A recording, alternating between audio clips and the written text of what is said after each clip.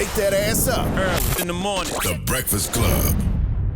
Yep, Charlamagne the God, Angela Yee. DJ Envy had to step out because, he's on his book tour. But we have somebody else here that's promoting a book, man. He is a New York Times best-selling author, Mr. Touré Roberts.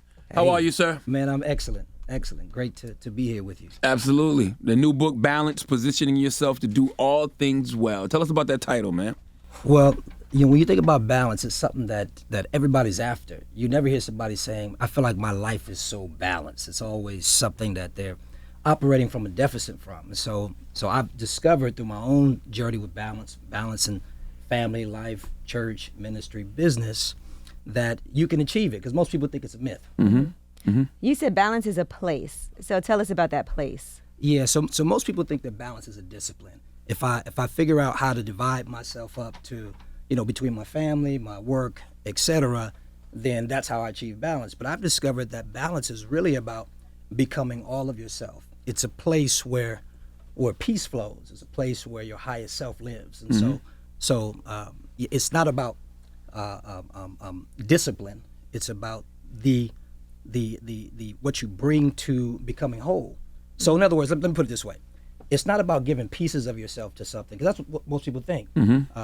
I got a family, I got a wife, I got all these particular things. How do I divvy myself up? And I can't give my wife 10% of me. That's right. I can't give work 10% of me. So I have to find out how to become all of myself, and then give my highest self to everything in sequence. Right, because you think of like a balanced meal where you're like, okay, you have to have the greens here, but it's not like that when it comes to your life. Maybe your food and your diet, but not your actual life. Exactly, because most people think about like work-life balance. You hear people saying like this, I need to get work-life balance together. But here's the thing: you can't separate work from life. Work is a part of your life. So when you focus on your life, you get your life together. Then whether it's work, whether it's school, whether it's business, whether it's relationships, if you become whole, then you can do all things well. You can participate in those things that you're responsible for in wholeness. I talk to my therapist about this all the time. I don't know if you ever get to a true place of wholeness. I don't know if it's possible. Thank you. I think that you visit wholeness, because there's moments, some people call it a flow. There's moments where you have been, even as a performer, as an entertainer, you have been at the top of your game. Like you hit. You've seen athletes do it. You've seen people all of us have had that moment where we couldn't do any better in that particular moment. So now, but you visit that place. That's why balance is a place. You visit it, so you have to regularly do the disciplines that keep you in that place, because you can do all things well. It's flow, and all of us have been there. Yeah, what I've been telling myself is that healing is a process.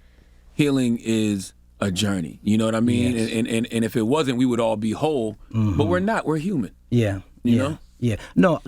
I'm not saying that you find balance one time and that's it, but you can hit those. There are moments where you're on and you're winning, and it's almost like an out-of-body experience. Absolutely. And I believe it's because you're tapping into a higher version of yourself. I believe that we live on two planes. I believe that, listen, I'm a man of faith. There's this passage where it talks about what God says, before I formed you in the belly, I knew you. So that's profound, because he's talking to somebody in time about a version of that person outside of time. And so what balance is I have to find the me that lives outside of time, the me that does all things well, align myself with them, and I have to continue to do that every single day through various disciplines. Let's talk about how you got to that point, because in the foreword of the book, the great Sarah Jake Roberts, your wife, she says, I can remember the first time I witnessed him break the rhythm of our life so that we could address what the soul of our family needed. What did that look like? Oh, it was amazing. So a lot of times we get caught up in the rat race of things, and we do have responsibilities. Those responsibilities are real. They're like real life responsibilities. But the reality of it is, there's something missing. There's something that we need. So I had to stop and recognize that. I had a congregation. That day I didn't cancel service, but I excused myself from the pulpit. I had somebody else speak, because I realized that what my soul needed and the soul of my family needed was not for me to get and go stand on that stage, but for us to take a minute, pause, breathe, and get what our family needs. And so in the book, I talk about the difference between self-awareness and soul awareness. Self-awareness, a lot of people are self-aware. They're trying to understand why they do things, and I think it's wonderful. We because use that phrase all the time. Self-aware. Yeah, and it's a wonderful thing. People are trying to get in touch with self, but there's a deeper level to that. Soul awareness. You were created not just a self, but a soul. And so it's a deeper level. So me taking the time to be still, I saw what my soul needed and the soul of my family needed. And it's just critical, self-aware, but soul-aware. Are you really tapped into your soul? You know, and in order to do that, you got to stop. Life is noisy. Most people, see, if you don't know the difference between self and soul, your soul will be craving something. Your soul will need something. It will long for something, and you'll be trying to satisfy it with what self wants. And so you'll be trying to satisfy it with physical things and all that kind of stuff because you're trying to, you sense the longing, but you aren't in touch with your soul deep enough to know that it's the soul that's hungry. And what you do to satisfy the soul is different from what you do to satisfy the self. No, I think that's so interesting, and I agree with you 100%. But I feel like there has to be a level of self-awareness to even know you're lacking that. For sure. You know? Self-awareness is where it starts. I mean, it's a beautiful thing. I'm not down in self-awareness. That's where it starts. But there's another level. Yeah, soul awareness is just higher above that. Now, another story you tell in the book that was interesting to me was how much you wanted a motorcycle. And both you and Sarah wanted motorcycles. So you thought, or she thought. So can you expand on that a little bit? Because sometimes I feel like we think that if we do things by ourselves, that's selfish. Right. Well, no, I had to be delivered from that because I did because like, I mean, I'm a servant. So my whole life is about serving people, serving my family, serving my, parishioners, serving everybody. That's what it is. And so when you're a servant, when you're a good person and you're for people, you sometimes feel guilty when you take a moment to yourself. Yeah. So I need, I don't know about you, but I need every 6 weeks or so, I need about 3 or 4 days, just me, just to myself. And initially I used to feel bad. I got kids, I got my wife, I got my staff that need me. But what I realized is that I wasn't being selfish by taking that time to myself. I was actually being a blessing to them because the version of me that they got when I got back was everything. I was a better husband, more patient with the kids, more strategic and innovative with my staff, and so it's actually being selfish when you don't take time to yourself because you are bringing a lesser version of yourself to the things that are important to you. The introduction is titled "Balance Isn't What You Think It Is." Yeah. So what does that mean? Most people think that balance is a discipline. See, when you think about it, when people say I need balance, what they're ultimately saying is I'm falling short in some area. So I may have work that's going well, but my relationships aren't. So they're basically saying, ultimately, I'm trying to do something better.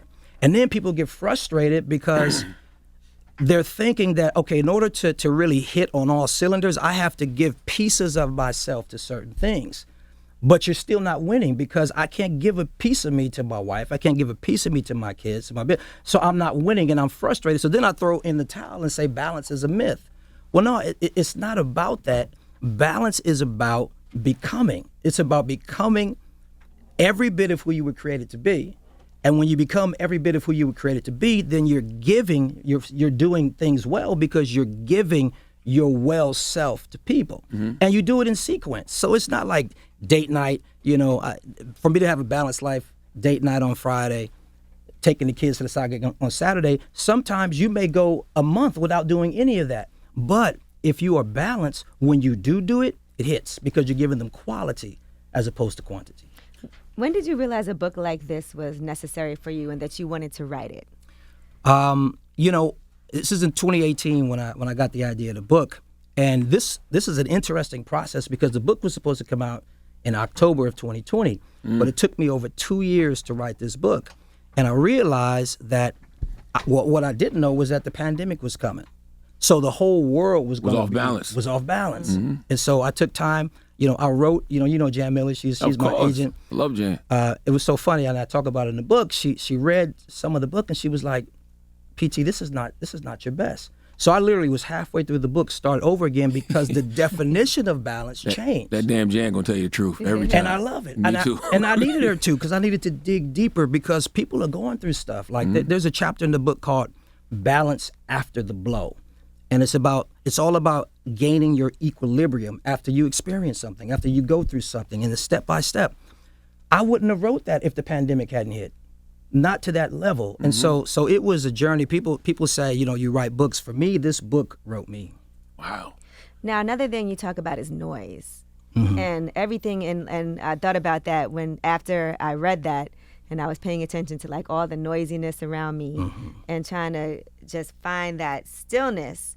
So can you discuss that for people who may be having that same issue? Yeah, I mean, the reason why most people aren't soul aware is because they don't know how to be still enough. Man, life is noisy. Like every single day, stuff is coming at you. There's so many things coming at you that you don't know whether it's your thought, whether it's somebody else's thought. That's right. You get on social media and you scroll and you go through like 40 different emotions in 30 seconds. You're mad, you're happy, you're sad, you're envious, you're jealous, all these sort of things. And so it is the discipline of silencing the noise. And here's why that's hard. Noise has become normal. It's normal. Stillness should be normal, but it's so noisy. And so you got to be extremely intentional about shutting it down, silencing the noise so that you can hear your own thoughts and prayerfully connect with your soul, because your soul knows what it needs. And if you listen to your soul, it will lead you to balance. That's an imbalance. That's a heavy imbalance, because you'll have people, and I think about this, this person will be at home minding their business, and you'll post something that you know is going to infuriate people. You post something that you know is going to be noisy. And I'm like, why would you disturb your peace by disturbing the peace of others? Yeah. Well, I think that when you're a noisy person, when you're not balanced, when you're not aligned, in essence, you're a chaotic person. Chaotic people create chaos. It just kind of is what it is. And it isn't until you can come to a place of stillness and quiet the noise in your life where you don't have chaos inside that you can manifest, produce, project chaos outside. And that's why I wrote this book. I want to get rid of the inner chaos so that we can come back to this place of flow and harmony. What are some ways you do that? Oh, for me, like people always ask me, like, what's the first step to balance? I say the first step to balance isn't a step at all. It's to stop. And the crazy thing is, and here's the hard, people think that it takes faith to step out. And that's true, but it takes more faith to stop, to believe that you can actually stop and your world will not come crashing down. You need to stop. I need to stop. We're not machines. We can't, even machines can't run and run and run and run without service, without coming down. So for me, I stop. I get still. I try to become aware of what's going on. Like, what do I need?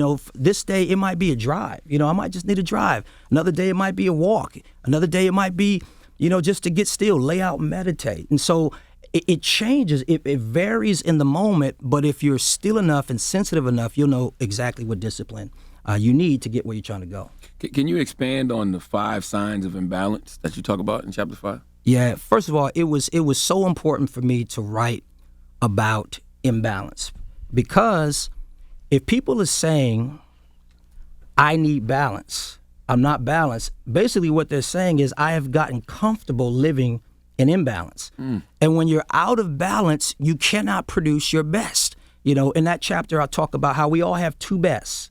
We have our best when we're not balanced, and we have our best when we are balanced. When Jan told me, hey, PT, this is not good, it was my best at the moment, but I knew that I was out of balance. So you have 2 bests. So the reason why I wanted to point out the 5 signs of imbalance, and let me tell you something, there could be 20 signs, but I wanted to point out like 5 ones that I know people deal with. The first one is stagnation. When you feel stuck, just know that you're out of balance, because everything is supposed to move. Everything about life moves. We're moving right now. If I look close enough at you right now, I'm going to see your chest going up and going back. The whole earth is spinning. If you don't have bowel movements, well, that's probably a little nasty, but if you don't have bowel movements, you're in trouble. Something wrong. You need some fiber. Yes, you need some fiber. So stagnation is unnatural. So stagnation is a sign of imbalance. Declining thought life, right? All of a sudden, no matter what somebody says to you, all you hear is the negative. They said hello, and you say, why are you talking to me? I'm trying to, you know what I mean? Or they say, God bless you. Why you feel like I need to be blessed? You know what I mean? So a declining, when you go to the lowest possible outcome of a conversation, that's another sign. Weariness is another sign of balance. And there's a difference between tiredness and weariness. Weariness, I define weariness as this: the gradual gravitational pull down to the tarmac of disaster. Oof. When you are weary, you are on your way down. You're not producing right. You're not acting right. Listen, your integrity can start slipping. Why? Because you're weary. And the way that you deal with weariness is different than the way you deal with tiredness. Tiredness, you can take a nap and be okay. Weariness means that you are physically, emotionally, and spiritually drained. You need a nap, that's good, but you're going to have to do something to restore your spirit, your soul, and your mind, get you back aligned so that you can get busy and be your highest self. Envy and jealousy is another one, right? When you're not balanced, when you're out of balance, you hate to see success on somebody else because you haven't tapped into the environment that affirms you and who you are, right? So when I'm balanced, man, I'm good with you doing well because I feel connected to that. Like I feel connected to success. When I'm aligned, man, your success, I get off on your success because we're in the same world. That's right. And so those are just some of the signs. I think that was 4. The fifth one I can't remember, but yeah, just read the book. Like, I'm not going to give it all to you. Yeah. Let's talk about the power of no. And I like what you said earlier about, being a servant but taking time for yourself. Oh, yeah. Even if you are of service, it is okay to say no. You got to set your boundary. Why is the power of no so important? Oh, no is everything. No is important because yes is expensive. Like when you when you say yes to something, you are committing your energy, you're committing your time, you're committing your availability. And what happens is if you give out these yeses, and it's easy to give out a yes, there's instant gratification, people love you, you're a people pleaser, there's no conflict or whatever. But what happens when you've given out so many yeses? And remember, you're a limited resource. You have limited amount of energy, limited amount of time. You're limited. So if you're giving out all your yeses all day, every day, when something that you prayed for, when something that you worked hard for, when an opportunity shows up, you're out of yeses because you spent. Yes is currency. You spent all your currency on things that matter. So I think no is important. The only way that you're going to have enough yeses to win in life is if you give a healthy amount of no's. And here's another thing. The reason why I love no is because no will qualify a relationship. Because there's some relationships that only work because you always say yes. Yeah. Ooh. I'm telling you right now, start putting no out there and see if you can't handle my no, you're not worth me. Because my no is my boundaries. I have a vision for my life. I'm going somewhere. And in order for me to say yes to my purpose, my calling, my destiny, my opportunities, I have to say no. And if you can't handle my no, then we ain't friends. Question, do you think, because I know some people will say, well, God never says no, which I disagree with. I completely disagree with that. Could you break that down? There's some people that God never says. Yeah, people are like, well, God never says no. Because, sometimes you pray for things, you don't necessarily get it. Or you might even do something. You might start a business or something that doesn't work. But to me, that's God's way of saying, Man, no, God, this isn't for you. Let me tell you something. So in 2019, I was blessed to produce a television show based on my life that we sold to ABC Studios. It was incredible. I was so blessed by it. It was serendipitous every step along the way. Everything came together. We got we sold the show in the room. We got the right writer attached to it. We got, it was everything was flowing. It was blessed. We shot this thing on the same set that Seinfeld was. I mean, all these signs, it was on. It was all the trades were talking about it, Variety, how we reported Deadline. This is going to happen. It was a pilot. The studio put millions of dollars into producing this. Yes. I'm in LA. I'm from LA. I got my bags packed, ready to come to New York for the upfronts because this show is going to series. I'm like, woo, let's go. And then we got the call at the last minute. Network said we're not taking the show to series. Wow. And I'll be honest with you, I tried to play it off, but I was devastated. Mm-hmm. But then something came to me, and something was like, Touré, God was in all the yeses. When you had all the yeses along the way, you were praising God. You trusted God in the yes. This door opened to make this happen. You got this writer connected to it. You got this person who has this first look deal connected to it. It was sold in a room. Yes. Do you mean to tell me that you can handle God's yes, but you can't handle his no? Mm.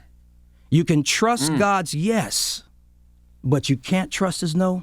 And what I learned, and I talk about it in the book extensively, what I learned is I knew how to win, Charlamagne, but I didn't know how to lose. Mm. And for me, it was about learning that there's more value. who you are when you lose says more about you than who you are when you win. I had to learn, I don't know any great person that didn't fail, that didn't lose. I had to learn that there's a difference between losing and being a loser. There's a difference between failing and being a failure. I have this saying, never waste a perfectly good failure. Because if you do an autopsy on your failure, if you can shift your perspective and not allow it to define you, and you do an autopsy on that bad boy, you will find tips and tools and insights to set you up for the next win that will come if you keep your head up. Wow. How do we get over the guilt of saying no to people we love? Listen, they'll get over it. If they, I mean, at the end of the day, see, because here's the thing, what we're talking about is loyalty, right? And I'm big, I'm one of the most loyal people you ever want to meet. Like, I grew up on loyalty. My parents, I was born, my parents were Black Panthers, so the Panthers were loyal to each other. I grew up in Watts. I knew all about loyalty there. I'm extremely loyal. But loyalty is tricky because I've learned to I have a limit to my loyalty. And my limit to my loyalty is if me being loyal to you makes me disloyal to me, we're done. That's the limit of loyalty. Wow. So it is this fault. People say, I'm loyal to a fault. Loyalty is not supposed to it's not supposed to bring you to a fault. Loyalty is supposed to be a good thing. So you just get over. You say, listen, you can be nice. Hey, look, I love you. I wish I could do this, right. But I can't, because if I do this, that's going to violate something that I'm trying to accomplish. I don't ever expect anybody to tell me yes to things. I'm just grateful when they do. So I don't have the expectation that if I need something that you're definitely going to do it. But when people do tell me yes, I'm so grateful about that. Yeah, and that's good. And we should be grateful, but we shouldn't be like, I'm busy. You all are busy. Everybody is busy. I respect the fact that people have their own lives.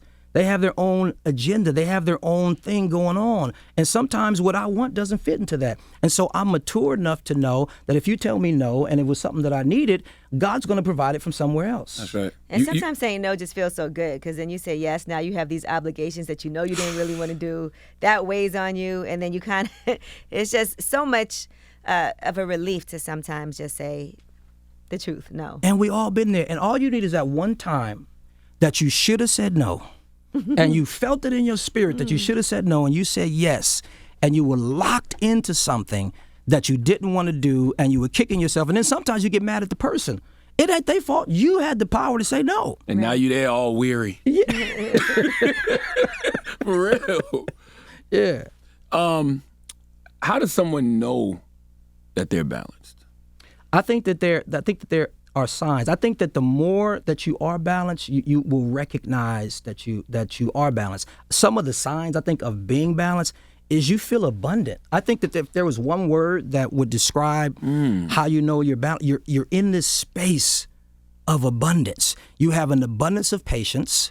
You have an abundance of creativity. You have an abundance of innovation. You feel abundant because the balanced version of you is abundant, right?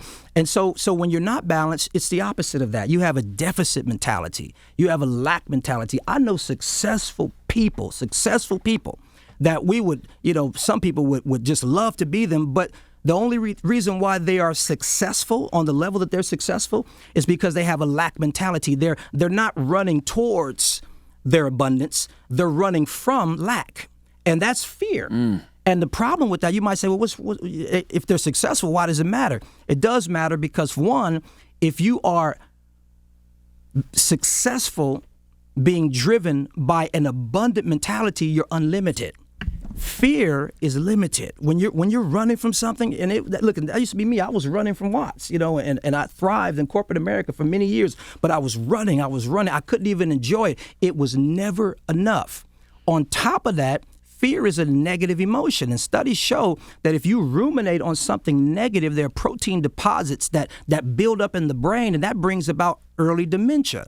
So for me, it's an abundance mentality. I'm not running hard and doing business and doing deals and investing and making money and moves and stuff like that because I don't have something. I believe that it's in my path. I have an abundance mentality. So now I can bring all of my creativity. I can bring all of my innovation. I can bring all of myself to the moment to lay hold of it instead of being restricted and limited because I'm trying to get something that I have already. Ooh, What are some things that you realized about yourself that you didn't know before writing this book? Oh, I think that I got healed through writing this book. There's this part about losses and lessons. I didn't know, as I began to write this book, I realized that there was some setbacks that happened to me a few years ago that I was allowing to define me.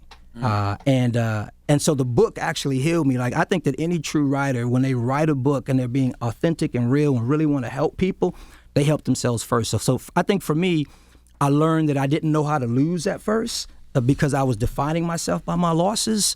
And the book helped me. It taught me how to not define myself, how to not only win but how to lose as well. How did writing this book change your definition of balance? Did you go in thinking, oh yeah, balance was one thing and it turned out to be something else? Absolutely. I went in thinking that work-life balance. You know, I did. To be honest, when I first started writing, I'm like, okay, I'm gonna talk about this and this, and I realized throughout the process, particularly when the pandemic hit, no, it's not about that. Balance is a state. You can achieve it. You can arrive there, and it's not about dividing yourself up. Like sometimes, I think I mentioned it earlier, like sometimes my kids are good without me for 2 weeks, you know, but my wife might need me. Or the company might need me. Like, okay, I need to, you know, I'm seeing some funny things with my staff or whatever. I really need to invest that time there. So it's not like this equal thing, right? It's becoming in a state where you can sense what needs what, and thereby give your attention to what matters, and that's balance. Now, you've mentioned watch a couple of times. What set you claim? No, I never was. I was more, and I appreciate you asking me that. I was more around. Okay. Than but I knew all the guys. But the closest game was Grape Street. Oh, so you never wanted to be either? You know, I think that I admired as a young man. Who didn't have his father in the house. I think I admired the loyalty. I admired the respect. I admired all that stuff. But honestly, the older guys kept me away from it. All right. They were like, I remember them like, look, man, you're too smart for this. Mm-hmm. Like, you almost to a certain degree, you're not really like us. So I had people like that watching out for me. And the street that I lived on, it was amazing because this one street, crazy things happened across the street. Crazy things happened on the street behind mine. But my one street, I think it was my grandmother's prayers or something, my one street was covered. Mm-hmm. And so I think God shielded me because there was a purpose on my life. Now, I did get shot when I was 16 years old and I almost died. Wow. You know, that did happen to me. Drive-by? Yeah. And which is crazy. Like, it's almost like drive-in. It happened so commonplace that we made a name for it. But I just never, my heart was never evil. Mm-hmm. My heart was never wicked. And thank God I had a praying mother to make certain that I went the right way. What's the difference between finding balance and finding worthiness? Finding balance and finding... What's the difference between finding balance and finding worthiness? Worthiness? Yeah. I think that worthiness is very much a part of it because okay. I think when you're balanced, you experience your value. You know, you experience, you're affirmed. When you're balanced, you don't really need much. I think that when you're not balanced, man, you're needy. You know what I mean? Like in the book, I talk about, you know, alone and how a lot of people think that being alone is a negative thing. No, it's not. In fact, like alone, if you break down the origin of that word, it's from the Latin phrase au ana. Mm-hmm. And that means all one. So alone was never this thing that meant that you were deprived of something or you're missing out of something. It actually means that because you're alone, you have the opportunity to be all one, all of yourself. And so a lot of people, you know, many people, I should say, want to be in relationships. They don't want to be alone. They feel like it's a setback to be alone. No. Get your wholeness together. Become au ana, become all one. Like when I met my wife, man, I wasn't half me. You know what I mean? I was all me, right? I didn't need her, and she didn't need me, right? We were one, and so it was our wholeness because we were all one that we said, hey, wait, we can rock together because we match, and what matched was our wholeness. Now, can we talk about technology and the church? Can you see a church in the metaverse? Oh, absolutely. Mm-hmm. You know, and I'm sure that's controversial. Y'all just did that, right? Yeah, we did. We invested early on lots and lots and lots of money, not in building big buildings, but in technology. Like early on, we saw it coming. Now, I didn't know anything about no pandemic. I talked about it at my father-in-law's leadership conference. Like, hey, guys, if you are going to survive in this future and even just be impactful, you have to embrace technology. But yeah, I can totally see it. I think, will that completely eliminate the reality that people need to come together and touch each other? No, I don't think so. But I think it's going to be a supplemental offering to the church. Will the metaverse in the mega church? That's what the Christian Post is asking that question. Will the metaverse in the mega church? I mean, it depends on how you define mega church. We have Potter's house. Right. Potter's house is the mecca of mega churches. But like we have our church is in LA, but we have and we can only sit 1,000 people at one time. But we have over 700,000 subscribers on YouTube. And so that would kind of be considered a mega church or a giga church. Will the metaverse church do away with the mega church? No. But I do think that, let me tell you something, these past 2 years have shook things up. Yeah. So people are comfortable now actually not coming to church. Like, not everybody's coming back. You can't, what does it take? It takes 90 days to start a habit. Mm-hmm. So we had 2 years of shifting and changing. So I don't think, to answer your question, I don't think that it's going to replace the mega church, but I do think that you can look forward to some shifts because people are embracing new ways to receive God and be fed. Well, I watch the Potter's House every Sunday, via YouTube. But what I did realize during the pandemic, it made me want to actually go. And I mean, I've been to the Potter House before, so maybe my experience is different. I felt it. I know what that feels like to be there. Yeah. But watching the bishop preach to an empty room, and then when I started seeing people come back, I was like, yo, I want to go, to the Potter's House. So I don't know. Maybe it does make people still want to show up. We need that touch. I don't think that anything is ever going to take the place of you being with people and touching one another. But I don't think it's either or. I think it's both and. Sometimes it's convenience if you're not in town, or if you just simply can't make it for whatever reason. At least you have the option. Exactly. Yeah. It's not either or. It's both and we need all of it. We can't be afraid of it because there's going to be people who. People are buying real estate right now in the metaverse. And so we want to be there. My thing is I'm going to be wherever people are. So if people are online, I'm there. If people are in the metaverse, I'm there. People are in LA and want to walk in our building there, I'm there. Y'all got rid of the Potter's House in Denver, right? And y'all sell it? We sold the property. We took it completely online. Yeah. Yeah. So, and that just made sense for us. Why? Because I think that, first of all, the building was huge. We had 32 acres, but we only seated 1,000 people. Gotcha. And so, and that's another thing. Like when you're a young preacher, all you want is, and again, I'm generalizing, but you want the big building, you want mega church. That was never my mentality. It was always about building big people. And that's what I did in LA. We never bought this multi-million-dollar facility. Our church can only hold 1,000 people. We were doing multiple services, but my focus was to invest in people, not buildings. So it was a better investment for us to maintain a thriving and healthy and fiscally responsible church, to let go of this idea of a big sprawling campus and take that money and invest it into the community. Yeah, correct me if I'm wrong, but doesn't the Bible say you can't even find God in any man-made temple or something to that effect? I don't think it says that. I think you're probably referring to David wanted to build God a temple, and God said, "Did I ever ask you for that?" But he didn't say don't do it. In fact, he gathered the materials and his son Solomon built it. I don't think, but to your point, I think I get where you're going. I don't think that it is about the building, because I've experienced big, beautiful, glorious buildings that I felt no presence in. That's right. It was, in fact, I saw the worship of the building. That's a mistake.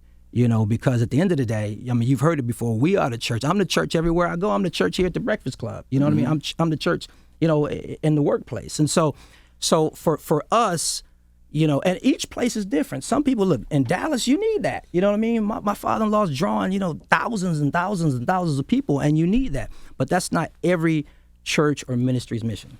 Oh, every church don't have Bishop T.D. Jakes either. The goat. The goat. That's a fact. Yeah. My final question, do you have to have balance to be truly happy?